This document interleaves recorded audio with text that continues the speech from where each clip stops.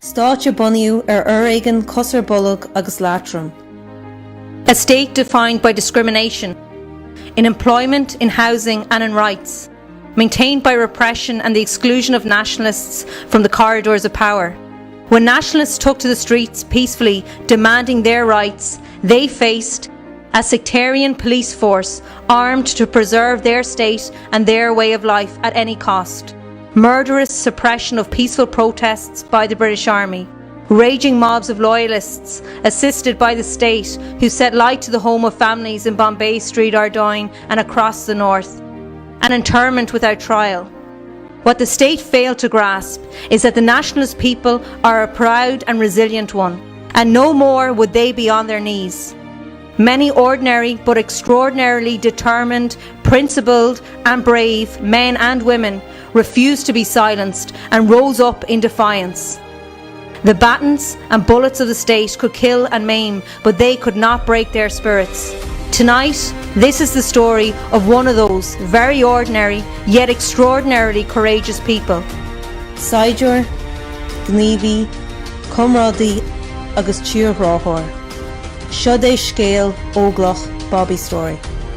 Told by his close friends, those who served long, hard time with him, who helped build the peace, and who helped build Sinn Féin with him and to take our struggle to where it is today. Let's not be shocked at challenges as they come along. Let's recognise them for what they are. And every Republican across the island, shoulder the way and keep going. Well, gee, Dave, I first met Bobby in the months of April and May 1972, after the family had been burnt out of their home in the old Park and Bone area of North Belfast and had to come to West Belfast and in Riverdale in particular for the safety of their family. The house they got at the time was on Finicky Road North. It was a derelict house, but because of the number of houses needed to facilitate people in a similar situation, they could only get what would be called a derelict house. We knew it locally as the Pit, and the family stayed there for a couple of months until just across the road from here they got their permanent housing, in which Peggy, Bobby the Daddy, Bobby Jr., Seamus, Geraldine and Brian moved in and stayed until very recently, and that was their family home. So really meeting Bobby for the first time was an indelible fingerprint on my part from Bobby. He is an impressionable guy, even at 16 years of age when you meet him. His towering height was the first impression you get, but his personality, his ability to reach out, make friends very quickly and impress by his dedication on what he wanted to do, and what he wanted to do was going to carry on for the rest of his life. Bobby and I picked up a friendship that for me was like two water divider sticks. We never parted from that day until Bobby passed, and it's only my honour to call Bobby a friend and a comrade. It's a privilege for me and will always be that. Bobby was also a very brave and courageous volunteer. He led from the front, didn't expect anybody else to do anything other than he would have done himself. He was a natural leader. He led from the front and showed strength and character, was gregarious, funny and laughable, and lit up the company when he came into it, no matter where it was. And in those days they were pretty necessary qualities and characters of a leader, and he had them in abundance. Particularly when you think that this area was surrounded by numerous British Army forts. Just across the way here in Musgrave, Fort Mona, Silver City, a pillbox outpost at St Mary's Training College. You had Woodburn Barracks, you had Andersonstown Barracks, and you had Casement Park, all occupied by British forces. That's what our generation, and in particular the younger people, had to face up to and deal with as young people. And many of those came, I can assure you, with frightening encounters with the British Army. On one occasion where Bobby, it must be said, saved my life.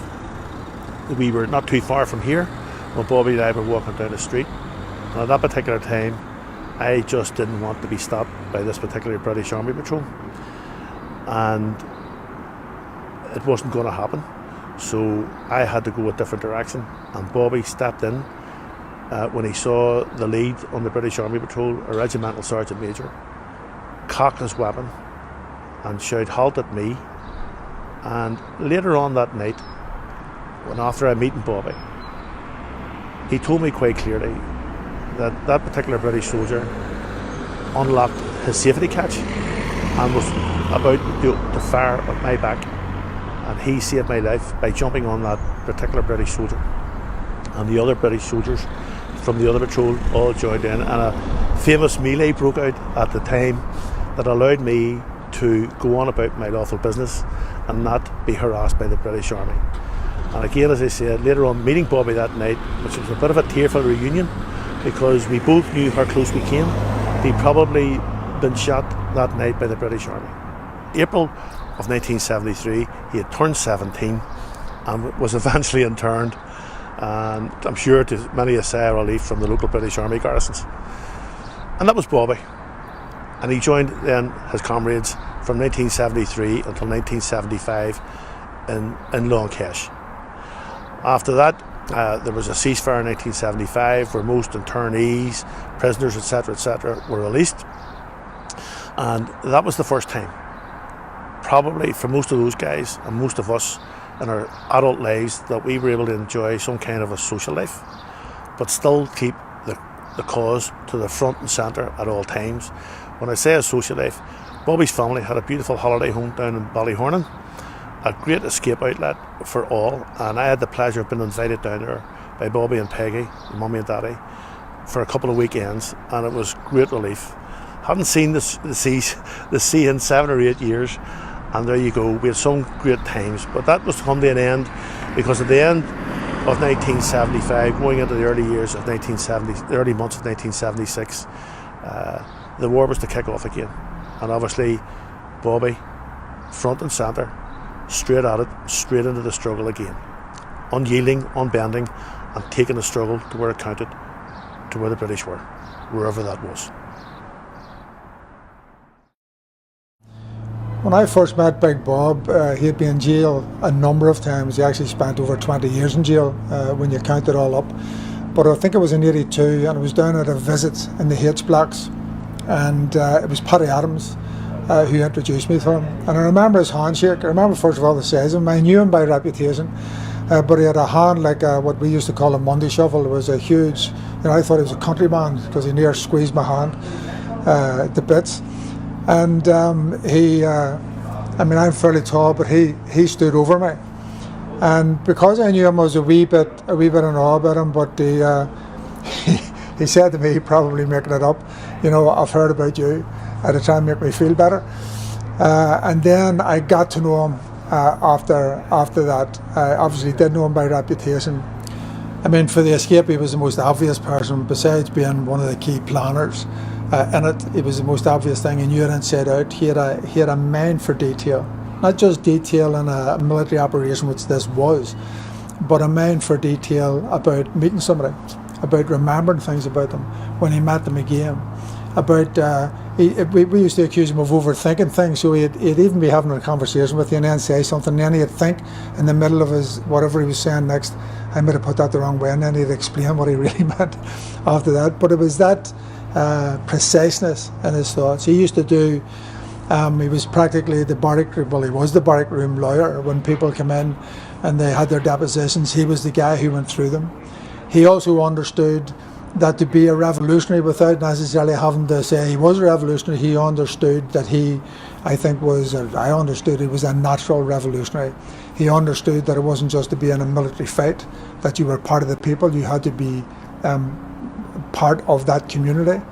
And that even in jail, it wasn't just IRA people who were in jail or any other organisation that was involved, it was people. And so he had the idea of being a part of an army, but also that there had to be a community. And he was part of moving from that idea of being a prisoner, a part of an organisation, until we're part of a community, not just in jail, but the overall community. And he understood that instinctively, didn't have to explain it. That's the type of person he was. Charisma, he just had it in bundles. Whether he was talking about something serious, or whether he was talking about something that was funny, and he had a great sense of humour, mostly around other people. But he was also self-deprecating. He would have cracked jokes about himself. And then we're standing in the PD here, the Andersonstown Social Club, and he gave a lot of his life to this as well, as his father did before him. So wherever he went, he was just 24/7.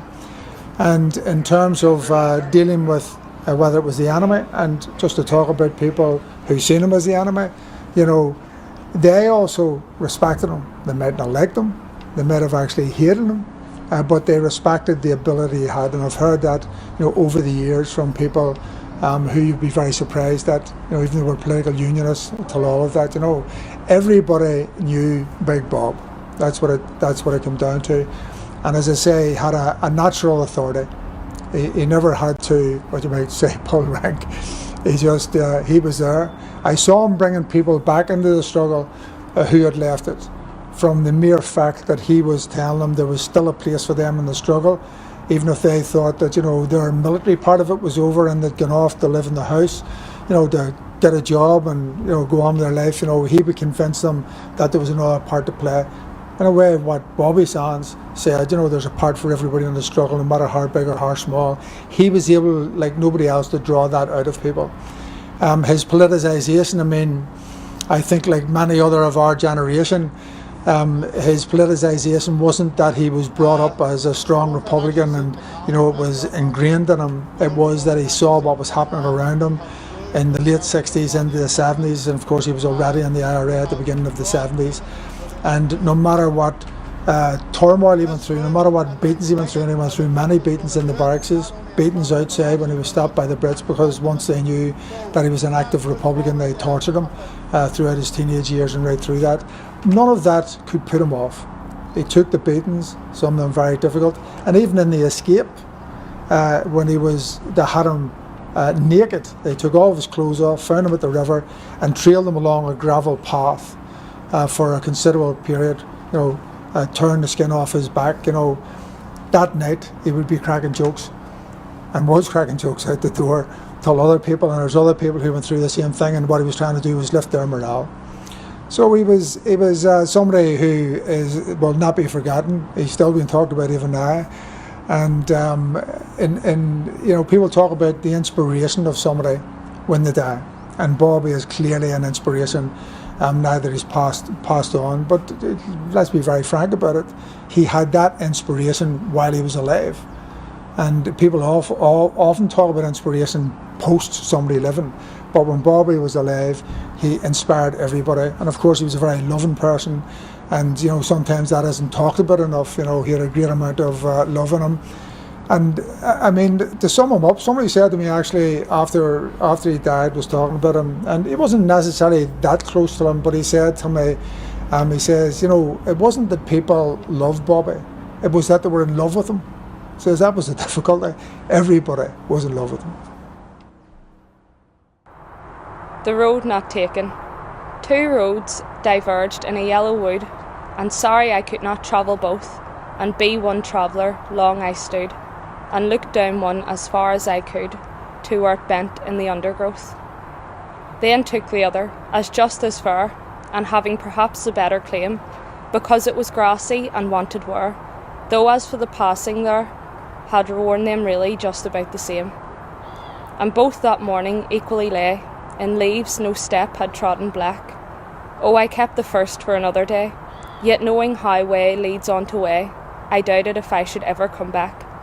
I shall be telling this with a sigh, somewhere ages and ages hence. Two roads diverged in a wood, and I took the one less travelled by, and that has made all the difference. I'm glad of this opportunity to contribute to remembering Bobby and his first anniversary. It has been a difficult and challenging year for us as a family, and that includes his sister Geraldine and her extended family. I also want to thank our wider circle of family and friends, and also the Republican family in Belfast, across the country, and indeed others across the world, for the messages of love and support.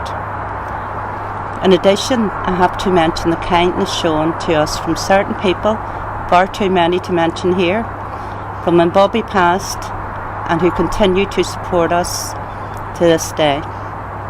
It has been overwhelming. Bobby was so loved for his caring and giving nature, especially when it came to his family and his 12 grandchildren, who knew that when they saw him they were in for a treat, whether it was a storytelling or even better, a trip to Smith's toy store. They miss him so much. Bobby was everything and meant a lot to me. We had a very happy life together and he missed so much and I miss him so much. So on behalf of the entire family circle, I want to thank you all for your continued support and I hope you enjoy this short tribute to Bobby. Following Bobby's release from prison in 1994, he went straight back into the struggle. The fact that it was now moving into a different mode didn't faze him at all. Bobby said, "I put the same application into my current work as I did in the past. As Republicans, we are constantly making new sites of struggle, and we have to be alert and scientific in our approach. We are about the decolonisation of the Orange State, and it's a mammoth task that we will not be deflected from." Now, that was a lot for Bobby to say without even one little stutter. We're about getting a united Ireland, about joining with others, and Bobby believed that there was no point in stopping struggling until we achieved that. He went on to say, "We've seen many sites of struggle, the civil rights movement, armed struggle, the peace process, negotiations, and now we're proceeding towards a united Ireland." And during those years, he travelled widely. He explained the Republican strategy to comrades and to the wider Republican family. In '96, he was arrested again, charged, spent 2 years on remand, and was eventually released in 1998. He was 44 years old, and he had spent more than 20 years in prison. And he described his role later on. He said, "I spoke to many activists across the country, and I would have been a very keen exponent of the leadership's decisions and the decision-making process. What it comes down to is this: many of us were very active in making sure that Republicans were informed about what was happening, so we could not get past all of the spin without giving people the confidence in where the strategy was going. We made sure that people knew, for instance, that the Good Friday Agreement was not a cut-off, it wasn't the end, it wasn't a settlement, but it provided the platform for the next level." Bobby became the chair of Belfast Sinn Féin and then of the 6-county Cúige. He worked diligently at building the party. The result of his work and of others can be seen in the strength of Sinn Féin today. Big Bob also believed that it was possible to build the new republic envisaged in the 1916 proclamation in a way that unionists could embrace, and in a way that the new republic would embrace unionism. And he was convinced that working with unionists as equals, we can bring them further, even to the point of persuading unionism, or a section of unionists, to accept a shared future within the concept of a united Ireland. So last June, we buried our comrade, and the quotes that I have attributed to him, words that he has said, show that he was both a political strategist and a political leader. And the state that Sinn Féin's in at the moment in terms of our progress and our support, and both states in the island, and the fact that Mary-Lou McDonald is now the first woman and the first Sinn Féin representative to be the leader of the opposition, that was helped, that was brought about by the efforts of Big Bob and others like him. Of course, the establishment parties in the south, particularly Micheál Martin and Leah Varadkar and others, used Big Bob, give off about Big Bob, talked about Sinn Féin being controlled by shadowy figures like Bob. A nonsense. And we're very proud that Bob helped to bring that about. We're very proud that Bob and other former volunteers are part of what we are. I said in my oration that Leah Varadkar may have Michael Collins, although I don't know if Michael Collins would be supportive of Leah Varadkar. And Micheál Martin may have Eamon Davalera. We have Bobby's story. And he's done more for Irish freedom, peace and unity in this island than either Leo Varadkar or Micheál Martin. Of course, the reason why Micheál Martin and Leo Varadkar won't plan for unity is because they don't want it, because that will remove them from the grip of power that they've had since partition. Bob believed in trying to understand where other people are coming from, and he's convinced and was convinced that we will achieve the referendum and unity provided by the Good Friday Agreement. And he would have worked hard every minute of every day to make sure that we win that referendum. That's part of his legacy. Bob was also a friend, a very, very funny guy, amazing personality, and I want to once again just wish Teresa well, and the entire family, her family, Bobby's family, and Bobby's kin, and of course all his comrades.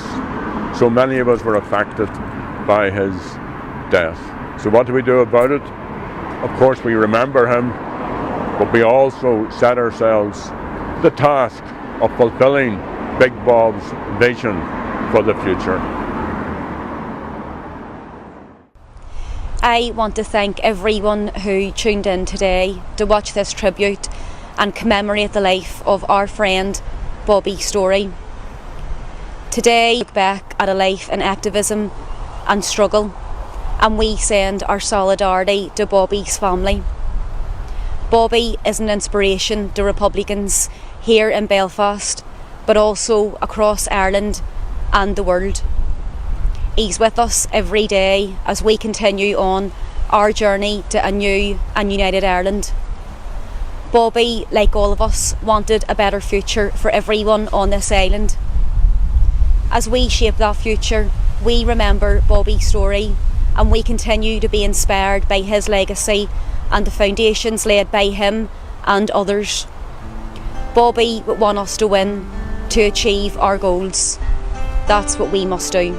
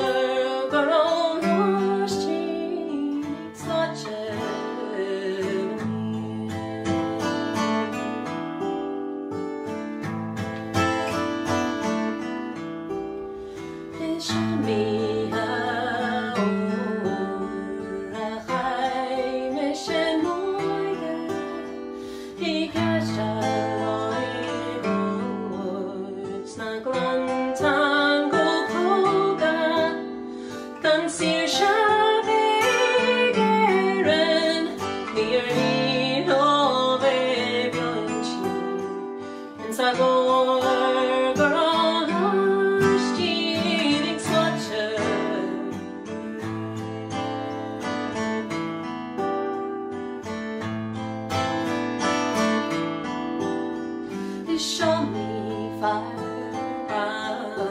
for boss, son.